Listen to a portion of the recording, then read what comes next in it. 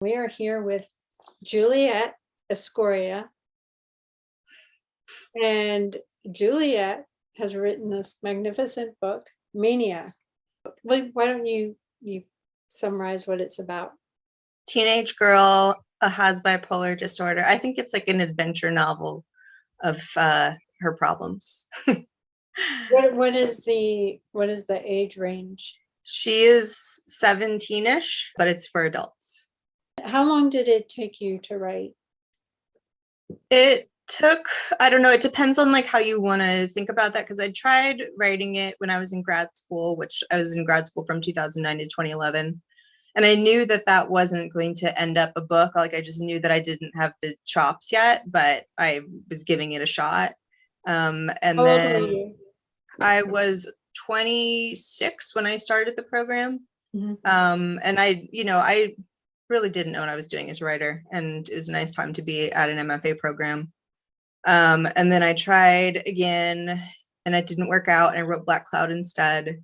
And then I tried again, and that, I think like I wrote a draft in about a year, and then I did a bunch of rewrites and, worked on it with my agent and then editor and stuff like that. So it really didn't take that long once I figured out what to do with it.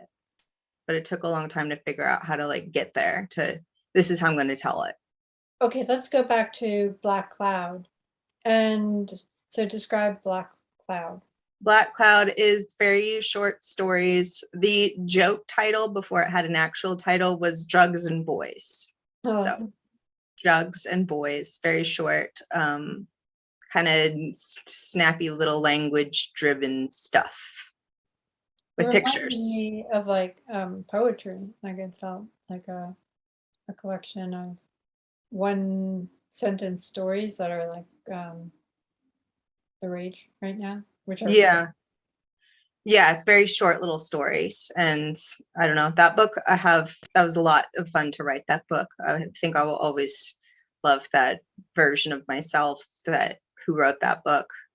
How much of Maniac is based on your life experience? I mean, all of it to some degree, but there was the traditional squishing things together, removing stuff, adding stuff, condensing characters, removing this thing to make room for this other thing. But I think like a lot of the details were made up. Some of it has to do with, I just don't remember. Like my memory's bad, and then also it was, I was 15, 16, 17 at the time. But the plot points are all true. So is being bipolar something that you talk about in interviews? And yeah, I mean, it's really important to be willing to talk about I really don't like the word mental illness, because it's not, it doesn't translate like physical illness. People still, it just doesn't, because it makes it like when you have a physical illness, it's something that's going to go away, and something you can like often like people think of it as like the flu or something like that, or there's so much stigma around it. And I really just think that there's so much around mental illness that is physiological, is chemical, is epigenetic. It has so many different, is caused by trauma. And I think that just saying that word, I suffer from mental illness, it doesn't. I mean, I think also like it does too, because like sometimes I'll just be like, what is wrong with me? Why is this so hard for me? And like having something that sounds bad to like apply to myself is like, makes me feel like, okay, that's why I'm having such a hard time. There's something that is like wrong with me, and that's fine, and that's okay. There's something wrong with everybody. And at least there's a word for why I'm having such difficulty behaving like a human being right now. I agree. I just want the word to be, it doesn't really express everything I would like it to. Yeah. And I think like bipolar disorder. Like there's so many different types of bipolar disorder that sometimes I wish that there had like different words for them, because it's like, no, I can't like take St. John's wort and be okay. Like I will hear the voice of God. I'm that type of bipolar. And I like manic depressive better. Like when I was first diagnosed, they called it manic depression still sometimes. And that just seems more accurate, less clinical feeling. How much are you able to write when do you get in a manic state and can write? I mean, I'm pretty stable now. Like usually my problem is depression, unfortunately, but also fortunately, because mania is the one that gets you into trouble. Yeah. I think I was like in a maybe, well, that's not true. I was like off a like bad manic episode when I started writing Black Cloud.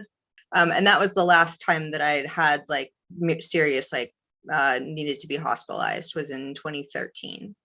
And since then I got put on medication that works really well for me. And now I might like do poorly if I'm stressed out, or I might get into a depressive phase. But I don't have too much of like the mania anymore, which is, I don't know, it's one of those things where you think it's so fun and then you remember the stuff you did and then you're like, actually that wasn't as fun as I think it is. It just felt good.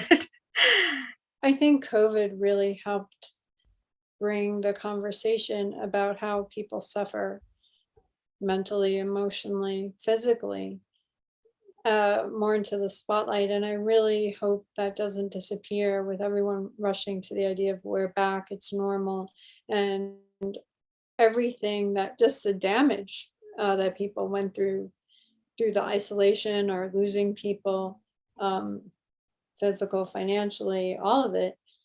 Uh, I almost feel like people are rushing to shut things out. It seemed like there was more introspection, and I just worry that all of that is going to be pushed to the side. Yeah, it's hard for me to not get bleak about things, but it just feels like people just kind of were like, okay, let's go back to the way we were, but even more so.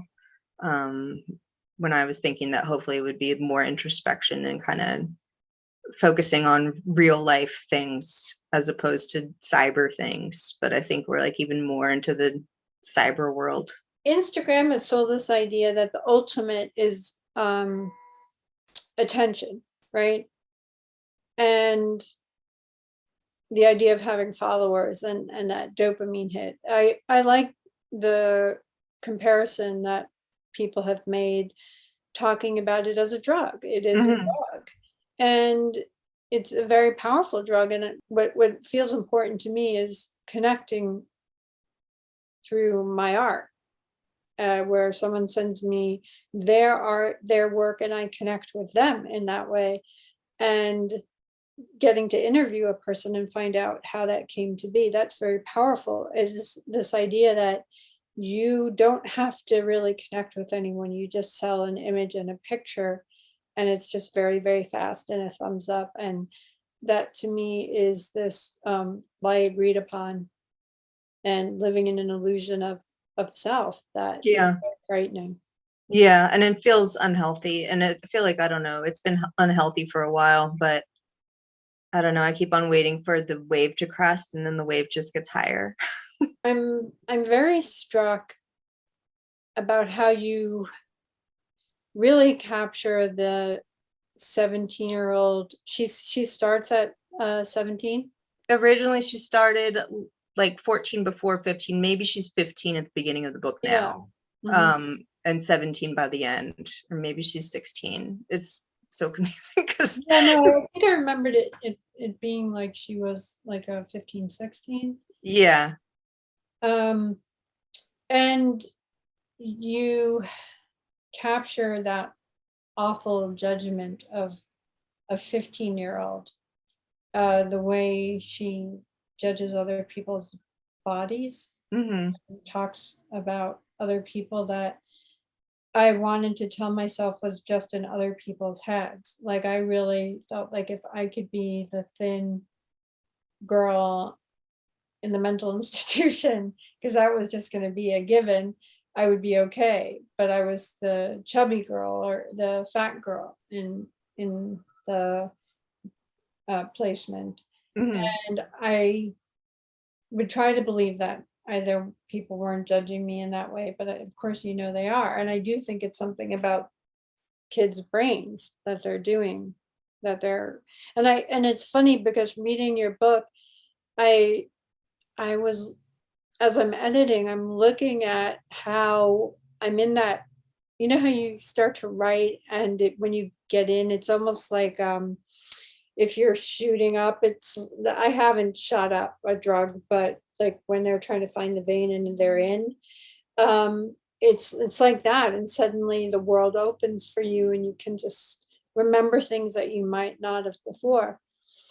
Um, I think like Juliet and myself as a teenager, maybe teenagers in general, people in general, was so like hated herself. I hated myself for like years and years. And I think that when you hate someone else, you hate yourself, you tend to not view other people very generously and pick at the things that you can find.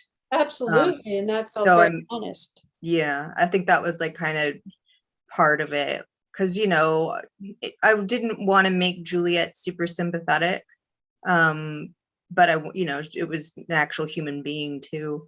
So But kind of figuring out that's what makes her sympathetic because yeah, she's so honest.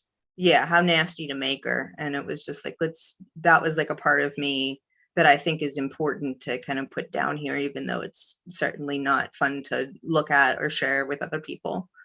But seemed kind of important when you're talking about self-hatred and a distorted sense of yourself.